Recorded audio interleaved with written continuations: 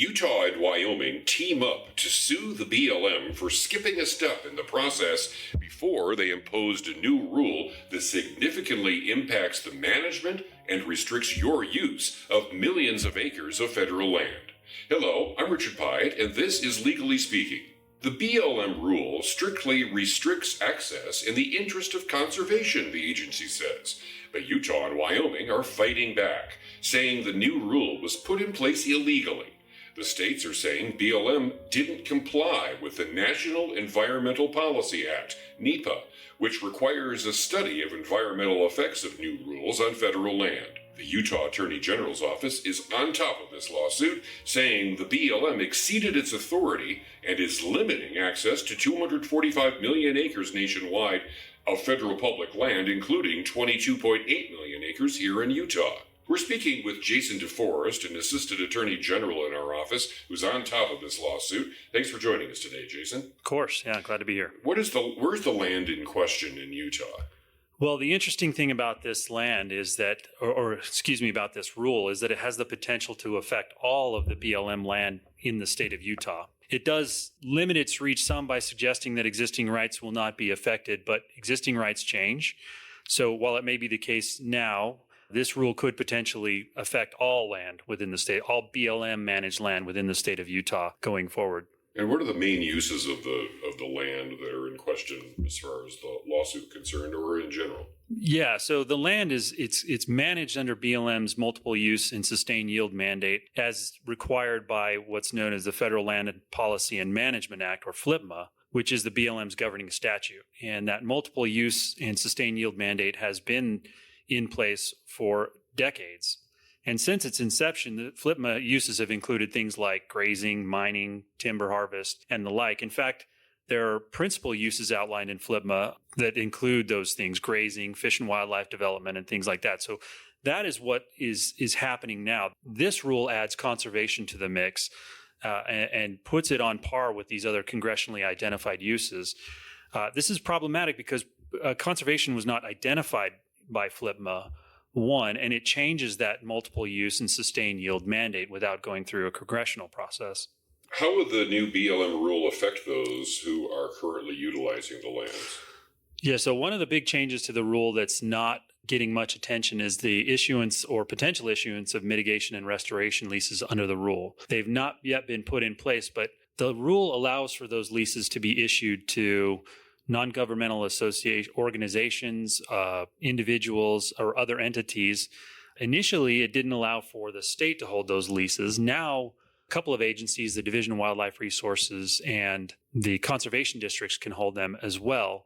But the problem is in issuing leases to non-governmental organizations, the leases could preclude other uses that are different from the purpose of the lease, or opposite the purpose of the lease. So if there is a mitigation lease in place and habitat management is not conducive to the purpose of that lease, well, the DWR could then be precluded from going on to that and conducting habitat management, say, for mule deer or for sage grouse or for other wildlife within the state. So, and similarly, if a mitigation lease is in place, an organization like the Grazing Improvement Program throughout the state could be precluded from continuing to do range improvements, which would affect the watershed or could affect other elements of the landscape out there that the state is currently working to protect, and they may not have that ability if a lease is issued. Okay, so are these proposed leases different than the existing leases?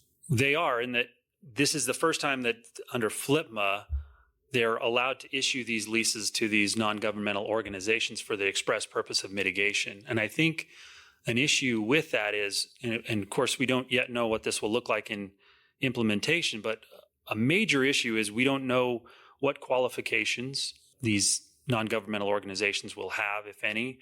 And I think it's fair to say that it's completely uncertain whether they would have the same level of expertise as, say, Utah's Watershed Restoration Initiative, which has been doing this for decades. So to hand the reins over to an organization that doesn't have that kind of expertise, and maybe more importantly, to remove the potential for WRI, the Watershed Restoration Initiative, to conduct that work is problematic and needed to be at least considered in their review of this. Okay. One of the tenets of a lawsuit is that it didn't comply with NEPA when it issued the rule. What is involved for BLM? What would have been involved for BLM to comply with NEPA?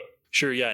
NEPA requires that the BLM take a hard look at an environmental effect of a major federal action. So if there's a major federal action on the ground and has the potential for environmental effects, they are required to take a hard look. And in this instance, given what I've spoken about these agencies that have been working on the ground, taking that ability away from them to manage as they have, to actively manage the landscape, could result in additional wildfire risk. It could result in changes to the watershed.